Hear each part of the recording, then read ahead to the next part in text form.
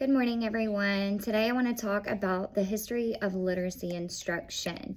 So in the beginning, everything was simple and straightforward. Instruction had no key concepts on how to teach literacy, no assessing reading comprehension, and there were no materials really for children to practice with. A lot of students read in the Bible and some patriotic essays.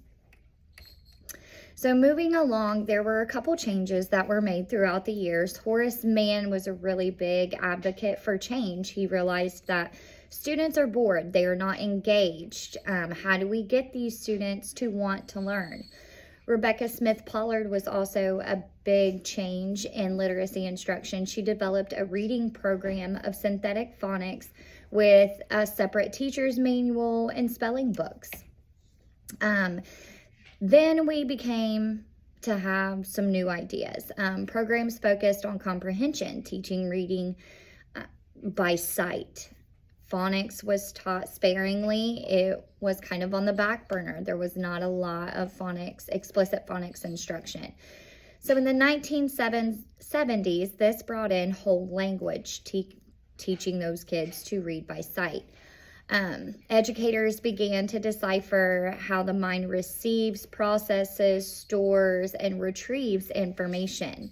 In the 1990s, the National Institute of Health Research conducted studies showing the connection between sounds and letters.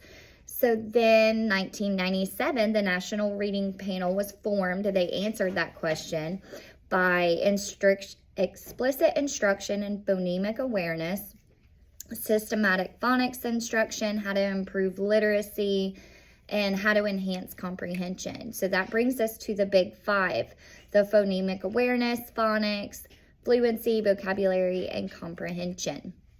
Scarborough's reading rope was developed, and this does a really good idea of showing the interconnections between decoding and language comprehension in order to establish proficient reading.